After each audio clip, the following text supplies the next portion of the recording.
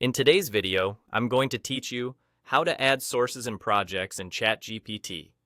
By the end, you'll know exactly where to go, what to click, and how to bring your reference materials into a project so your work stays organized and your chats are better informed. Start on the left sidebar of your ChatGPT workspace. This is where all your projects live.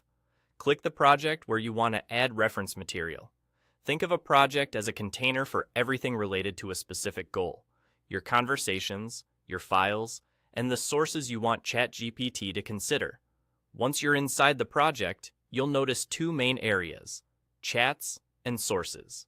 Chats is where your conversations happen. For now, switch over to sources. This is the dedicated space for the materials you want to attach to the project, such as documents, notes, or content from connected apps. Next, click Add Sources. You'll see several ways to bring information in. Choose what fits your situation. You can upload a file from your computer, paste or type text directly, or pull items from connected services like Google Drive or Slack.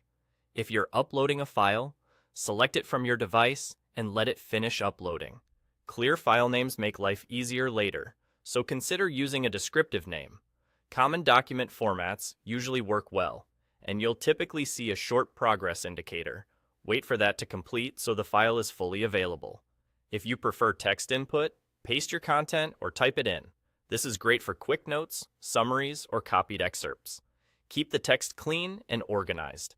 Headings or short sections can help you find what you need faster when you return to the project. If you're bringing in items from Google Drive or Slack, pick that option and follow the prompts. The first time you use one of these, you may be asked to grant access so ChatGPT can read the files or messages you select. Choose the specific documents, folders, or conversations that are relevant to this project, and confirm when you're done. After you add a source, check that it appears in the sources list inside your project. Seeing it there means it's ready to support your work. You can repeat the process to add more, mixing files, text, Drive items, and Slack content as needed. That's all there is to it. Select your project, open Sources, click Add Sources, choose the method that fits, and you're set. Keep your materials focused and up to date, and your project will stay clear, searchable, and easy to build on.